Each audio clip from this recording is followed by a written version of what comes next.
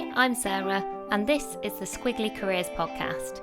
This week is one of our Ask the Expert episodes, where you'll hear me in conversation with Professor Herminia Ibarra. We've wanted to talk to Herminia for years, I think probably ever since Squiggly Careers was born, because her book Working Identity is definitely one of the influences that encouraged us, prompted us to think that we perhaps were heading in the right direction. And more recently, her book Act Like a Leader, Think Like a Leader has made a real impression on me. I really like her emphasis on action, sort of first, reflection second, and practically how do we learn by doing.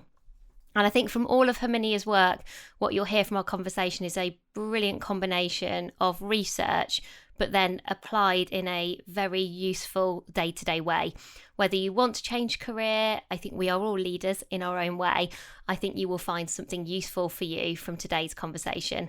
Enjoy, and I'll be back at the end to say goodbye.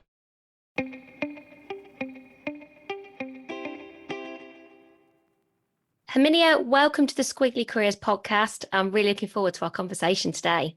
Likewise, Sarah, I'm really pleased to be here. So I wanted to start with this idea of outsight, because it's not a word or an idea that I had come across until I read Act Like a Leader, Think Like a Leader. And it both stuck with me, but also immediately made sense to me based on my own leadership experiences and my own reflections. So I wonder if you could just explain this idea of outsight so that everybody can have that same realization that I had. Okay. It's a made-up word. It's not a real word. And what it refers to is the fresh perspective that you get from doing new things and interacting with different people. And it is meant to contrast to insight, which is much more internally facing, much more reflective, much more based on past experience. And the idea is that when we get to these kind of what got you here won't get you there moments, when things are shifting or what you want to do changes, the old stuff that you have to reflect on isn't necessarily going to help you find the answer. What you need to do is get some new experience and then reflect on those.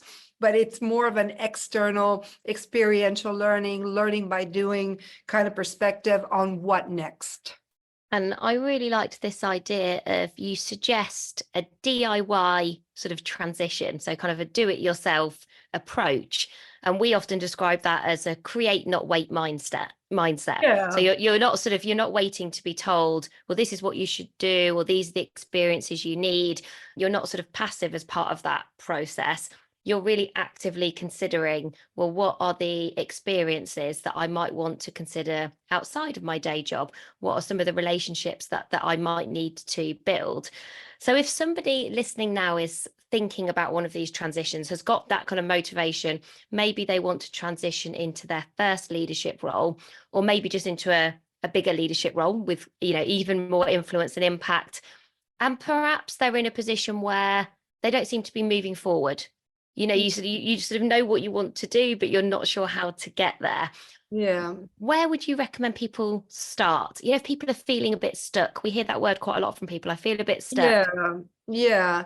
And the idea is that sometimes people, I guess in the past, people would think, okay, I'm going to get that promotion, I'm going to get that next job, and then I'll develop that skill set. But in fact, it's really often the other way around. You have to get some new experiences and develop some new skills and new perspective in order to be considered for roles that are either adjacent or more senior.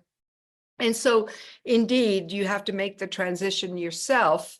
I guess just taking a step back, when I ask people what's hard for them about managing their career and about moving on and making transitions, the thing that comes up most commonly is they say, I know what I don't want to do anymore, but I don't know what I want to do instead. So lack of clarity about what are the opportunities. If there could be either inside their own organization, what else is there? What else might I do? Or it could be about a new career. I have no idea what the options are. I know I want to do more or something more challenging or more interesting or more meaningful, but what is it? And so if you really have no clue,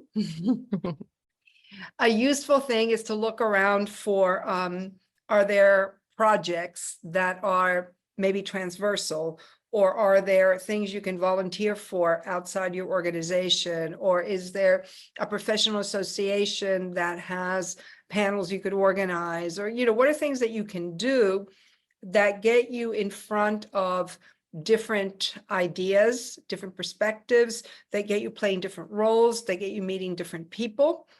And then from there, you can start kind of narrowing it down. Now, some people do know I want to do something that's more in the sustainability space. Then that's easier. You go hunt down who's working in that, try to see if you can volunteer, try to see if you can read up. Is there a course?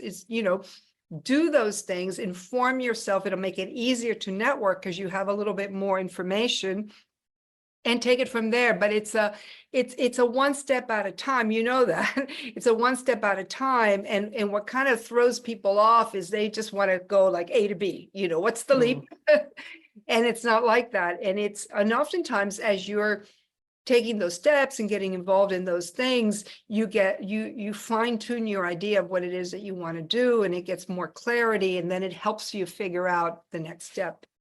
And actually that connects to another bit of your work that I was reading, where there's a brilliant article that you wrote for Harvard Business Review, which was a summary of some of the, I think you described them as unconventional strategies for career change.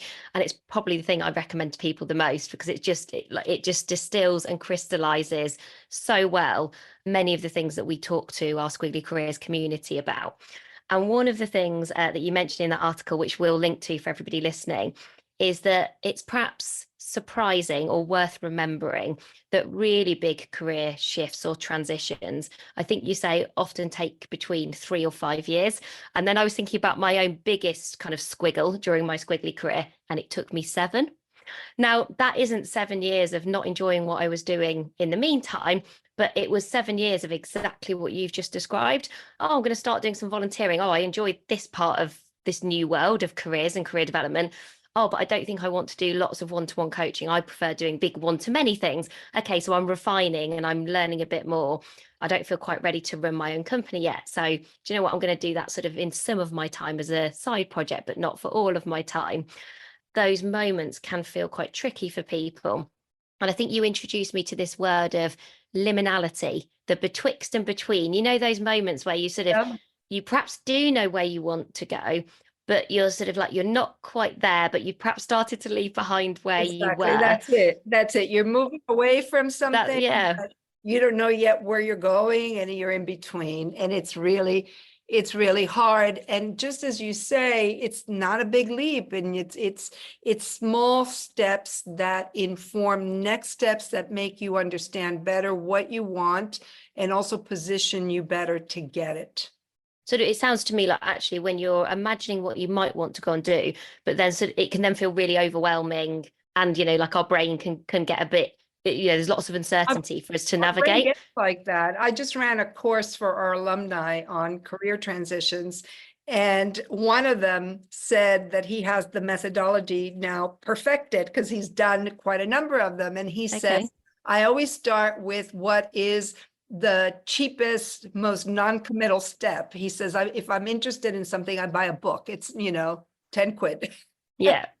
Right. I start there. And if after that, and I've read it, I'm really interested, maybe I'll look for a Coursera course or some kind of, ideally by then, if I'm starting to get really intrigued, something that has a cohort. So there's a community and there's other people who are kind of interested in the same thing, in the same boat, that I can trade notes with, and that encourages me.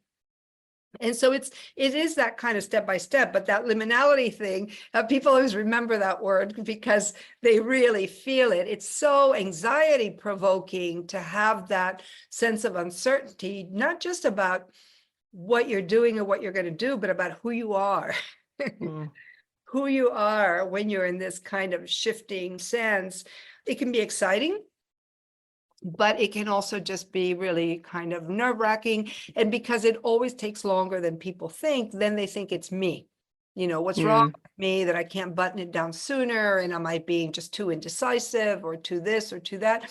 But it takes long because you have to figure out what it is.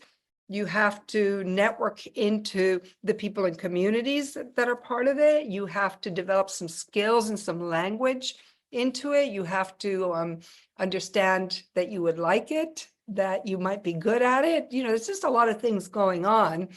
And it's hard work because it's not like you're just hanging out, putting it all in place. You're doing your day job, you're earning a living, but you're also the search for the next thing. It's a side hustle in and of itself.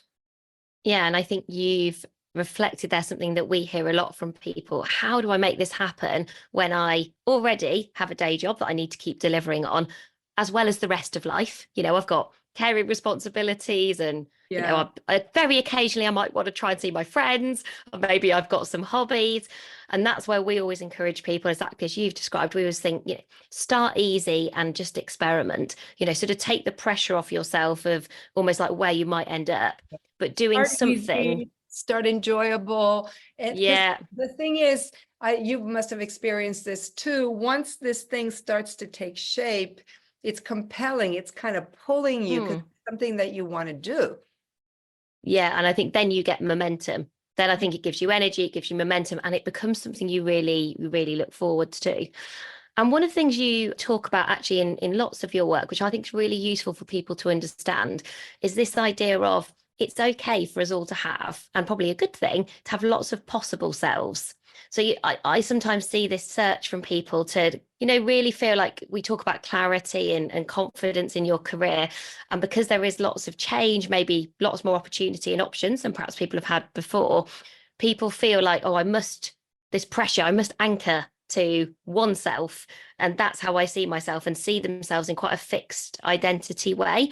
So perhaps you could talk to us a bit more about this idea of like, what does it mean to have possible selves? And personally, when I read about it, I thought, oh, that's a really freeing and useful way to think about like who you are at work. Yeah, most people find it freeing. It's unusual because they've been taught, figure out what you want first. And if you don't know, just don't do anything until you figured it out, figure it out in your head, which you can't because you haven't seen it before. And so the idea of the possible selves is just to start with almost like a kind of a massive brainstorming with yourself. And what's freeing about it is that you don't, none of these things have to be feasible or money making or developed or clear in your head. It's just like an array of things.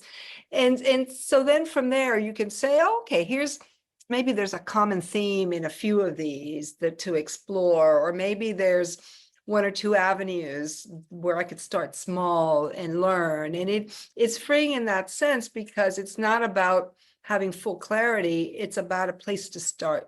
And you mentioned about kind of other people. So spending time with other people, perhaps outside of your day to day. So I think you reflect, and I hear this from lots of our learners as well, that we're all pretty good at building the relationships that we need right now for our day jobs, because that's how we deliver on those jobs. And it sort of feels non-optional, and it happens as part of how we get our jobs done. What we maybe neglect or deprioritize is building the networks that we need for tomorrow or for where we might want to go. How can we help people get better at that? Because I see that all the time, and I see people get really unsure about how to make that happen very practically. Yeah. Yeah. So look, the basic problem is that the people that you're in contact with often and frequently right now and that you're close to, they're seeing the same things you're seeing. So they're not going to be a good source of new ideas or insights or leads. You're going to exhaust that very quickly. And so the question is, how do you get out maybe to the periphery of your network, people you know already, but you don't know so well? And oftentimes it's people that you have met before, but you've lost track of them as they've moved on to something else. So one of the biggest pieces of advice practically that I give to people is think about some of your dormant ties, people you know, but you've lost track of them. You enjoyed working with them. They went to another country, they went to another company, and write to them on email and say, hey, I was thinking of you. I'm looking at my options, or I'm thinking about moving into this area. I would just love to get your perspective. And oftentimes that is really helpful simply because that person is seeing different things than you, is in a different place, and isn't going to pigeonhole you as much because they're not wedded to you remaining as you are and continuing in that role. So that's a good place to start, people you've lost track of. And then it's very much like a snowball. everybody you talk to, you say, who else should I talk to? And they always have somebody to recommend.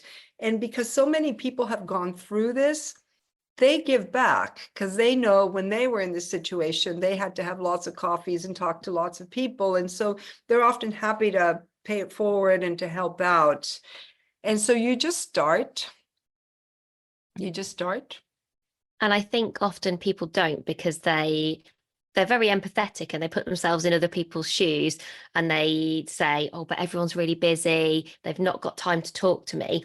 But then when you ask people who've had those conversations about them, they're like, well, I felt so useful. It was my favorite part of my week, getting that chance to kind of make that reconnection, having that curious conversation. And so I think every time you're pausing, thinking, oh, but should I ask? I know everyone's busy and Well, I'm they'll not tell you. sure. They'll tell you no if they don't have time or they don't Yeah, want to answer. It's okay. It's yeah. okay. I just had somebody reach out to me on something. I said, look, right now I cannot. I just don't have any time. Maybe in the fall. Yeah. Mm, But also I think that links to always ask more than one person is always my other bit of advice yeah. because no one has a monopoly on wisdom, but also the more people you speak to, the more I often think the further away you get from the people who know the same things that you know, and you create those extra connections because exactly as you said, as somebody who's more introverted, I find cold connections very difficult, but I'm much better when somebody says, oh, have you thought about talking to this person? And I'll say, oh no, any chance of an introduction? And as soon as I've got an introduction, I feel okay. A lot And easier, and it's also easier for the other person to say yes if they're introduced through somebody that they know. Absolutely. It's the old 6 degrees of separation. You yes, kind of yeah, keep yeah. going until you get where you need to go. And you describe the most effective leaders and some of the best leaders that you see, they act as bridges in terms of their network. And I think it's often an interesting dilemma for leaders. How much time do I spend sort of in my team? So looking in my team. And I see it now in terms of running a company. How much time should I spend looking kind of inwards versus how much time do I spend kind of looking outwards? So, what does it look like to be a bridge? Because my reflection is you don't need to be in a leadership role right now for that to be a really useful skill. Yeah. So just in general, anything that has 100% of your time looking inwards to the team, to your company, to yourself is a recipe for problems. You've got to do some. But we live in a big world with a lot of changes and lots of stuff happening. And we get ideas by being exposed to those things. And so you can't. And so bridging simply means, it depends on the context.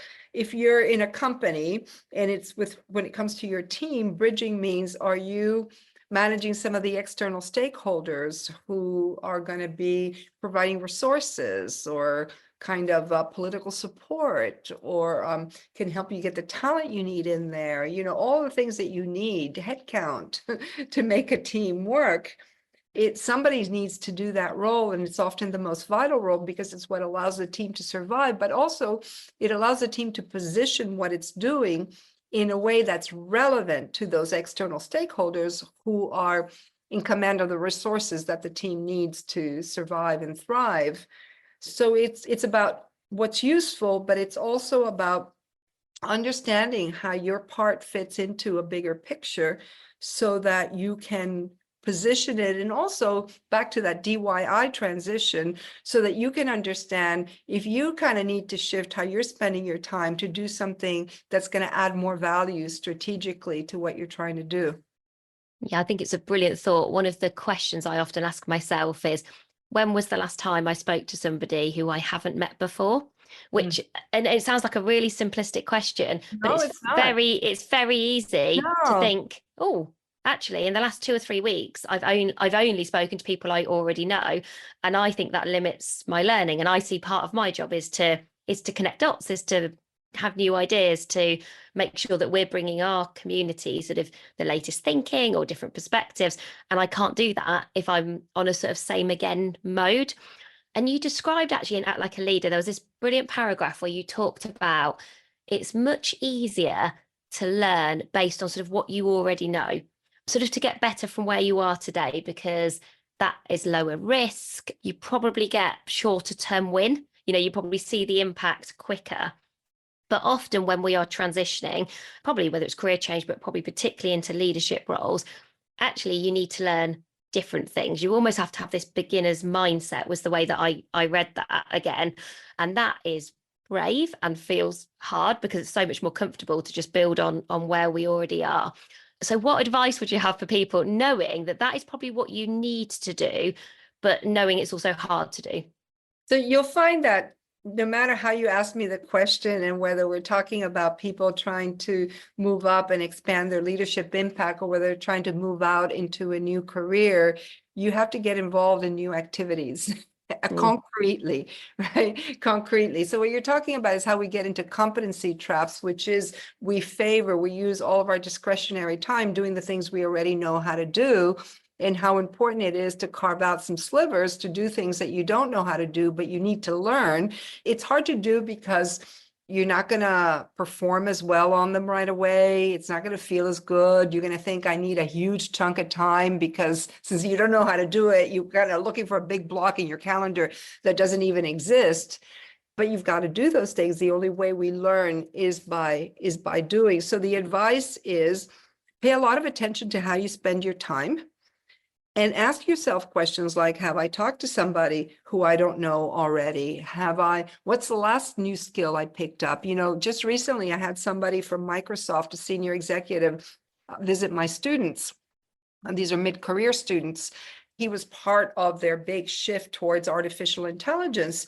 And my students are mostly generalists. They're not necessarily, some of them are engineers, but they're not necessarily tech people.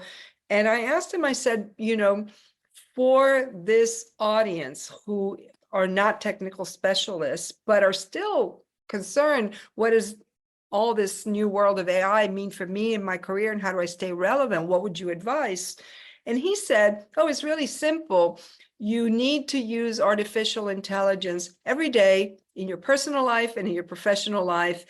And you just make it a habit and you use it every day. You try to find as many uses for it as you can. You start small, but just use it. And that's the only way you learn, and you can be part of the conversation, and you can figure out what it's useful for, your own direct experience. It was such a great way of giving one example of many where you just have to do it.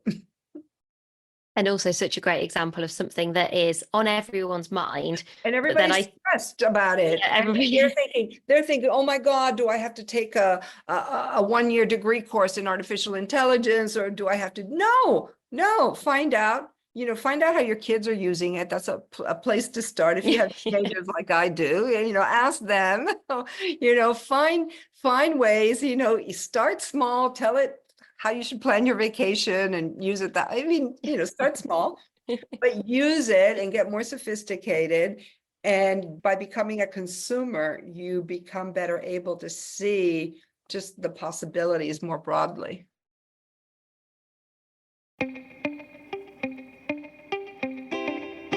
I remember somebody once telling me that for anything that feels kind of new and scary, a way to sort of retrain your brain to look at that is think of it as something to play with.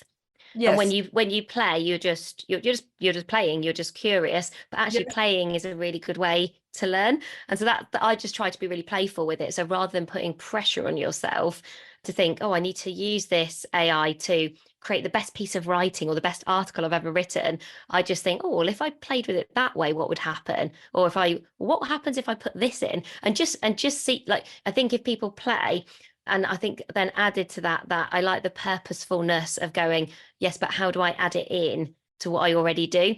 Because I think if anything feels like it has to be an extra or something you find time for, you never get around to it. Or make a big commitment to. And I use the word play a lot as well as one of the 3 pillars of Act Like a Leader. It's redefine your job, extend your network, be more playful with yourself. And what I also mean by playful is you're not making a commitment. You're not saying I'm going to do this or I'm going to be that person. You're just playing around with it and see what you learn. And you can always say, oh, that's not for me. You're not making a big commitment. You're not taking on a new role. You're not doing any of those things. You're just playing around with it. Yeah, it's a good term. And from all the work you've done over the years and the research that you've done, What's the skill that you think you'd still like everybody to invest in a bit more that you can see will help people? Because I think everybody transitions in their careers. Like you describe it, whether you call it squiggles or jungle gyms, we don't mind, but we do know now very few people will have a sort of straight line career in perhaps the way I imagined I was going to have when I started my career. So we all transition in kind of lots of different ways during our careers, and we're all going to work for longer. So we've got even more transitions. And what's that skill where you think, or if people invested more in that, it would help them with something that everybody is going to experience? Yeah, so many things. I mean, the skill of building relationships, building and maintaining relationships. And of course, listening is part of it, but that's not the only thing. It's really investing in a fabric of relationships, because it's our careers are not just skills. They're the relationships that help us learn them and put them to use.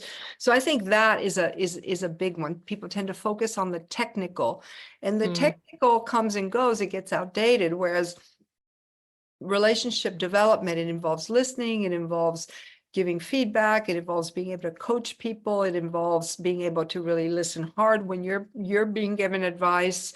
It involves reciprocity. So really the skill set involved in building and nurturing relationships is really vital. And I often describe other people are an incredible source of learning and possibility. I think you pull learning and possibility and opportunity towards you through building brilliant relationships. So I love that one. One of the questions that we had, quite a few people asked me, and actually everybody asked me anonymously on LinkedIn. So people said, oh, was it okay? I didn't want to put this in front of everybody. And I was like, oh, that's fine. But I thought, given it was a common theme, I would ask you. I think it's really important that we do talk about pay and money when it comes to career change and career transitions, that we don't sort of ignore that, because it's often a big barrier for people. Maybe even, the further you want into your career, the harder that feels, because you perhaps got, certainly if you're like me, you've got more and more commitments all the time, and those things feel more challenging. So quite a lot of people asked me for your advice around, they know they want to change. So back to your point when we were describing, like, do you know what you want to do? So they know they want to change, probably looking for more meaning in the work that they do, but they aren't in a position where they can significantly sacrifice their salary. So they couldn't take a 50% or a 40% pay cut. They could maybe earn a bit less, but it's sort of a bit less around the edges rather than something dramatic. And you must hear that all the time. You must hear that all the time from people.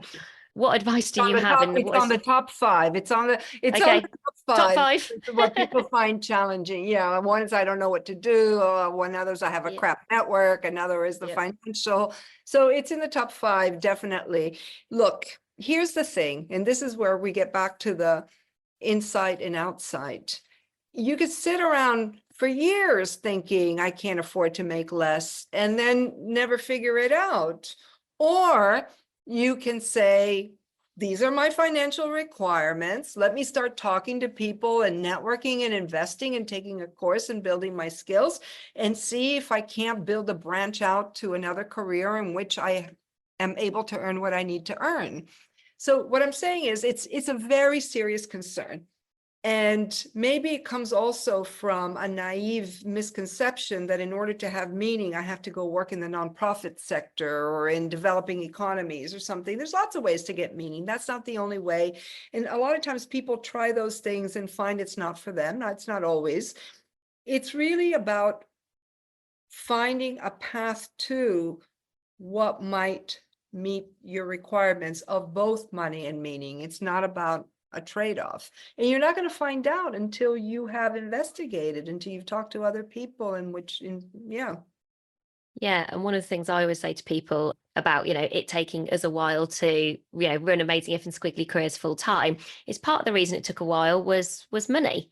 Both Helen and I were really clear we needed to pay ourselves from day one. We were not one of those companies where we're like, oh, we'll just not pay ourselves for a year. We're nowhere near in a position to be able to do that. So what we did was we were like, well, let's make sure we've got some cash in the bank. That means that we've got enough time to give it a really good go. And you know what? That then meant it took a bit longer. We actually did our transitions in stages. So Helen transitioned from Microsoft into Amazing If. I waited a bit, and then I I actually transitioned into another role in between Sainsbury's, and then I joined.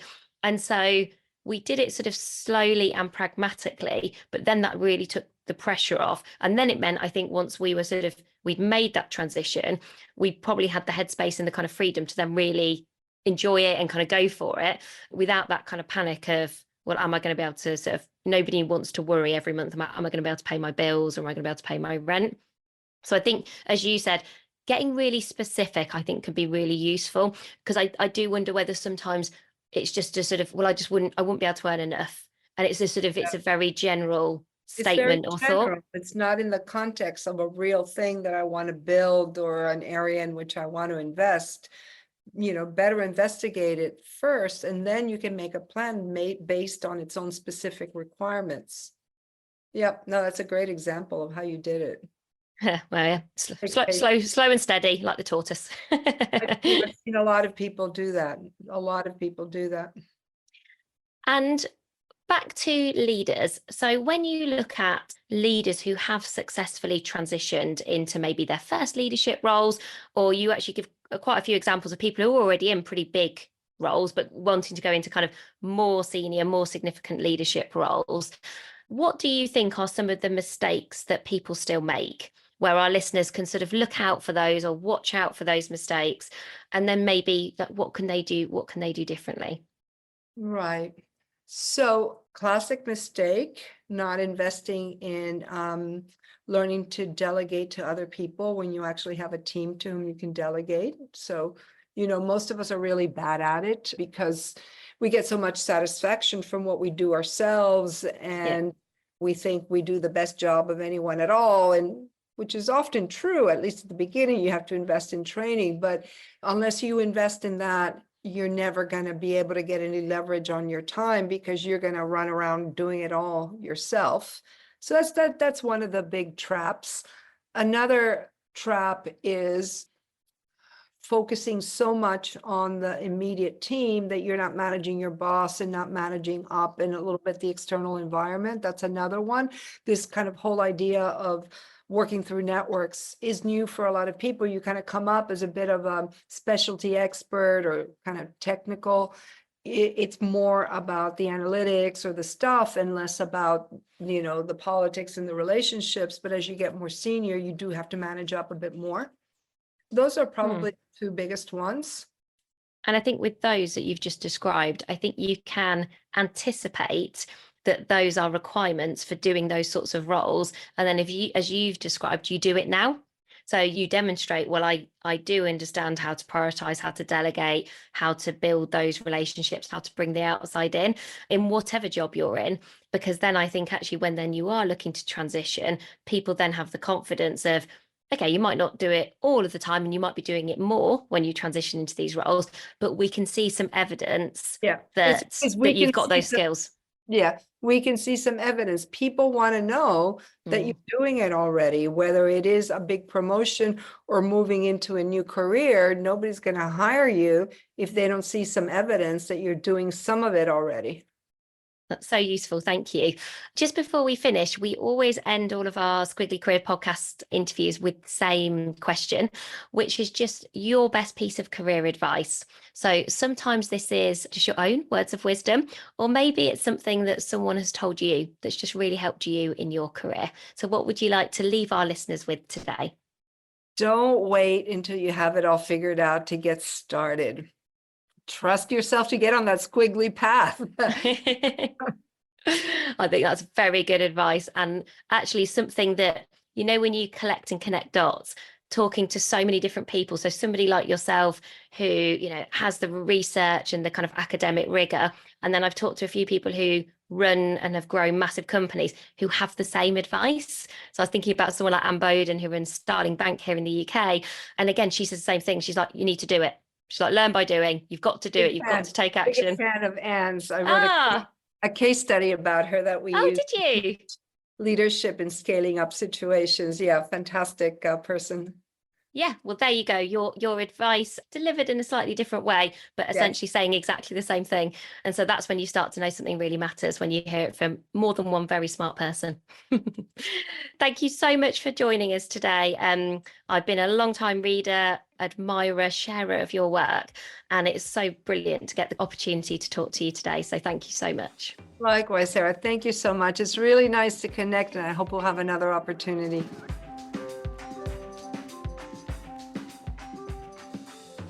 Thank you for listening to today's podcast. If there is an expert you'd like us to have a conversation with for the Squiggly Careers podcast, please get in touch. We always really appreciate your ideas. It's Helen and Sarah at squigglycareers.com. And all the links to Herminia's brilliant work you can find in today's show notes. And if you ever do get stuck or you're looking for something that we mention, again, please email us or connect with us directly on LinkedIn. But that's everything for this week. Thank you so much for listening, and we'll be back with you again soon. Bye for now.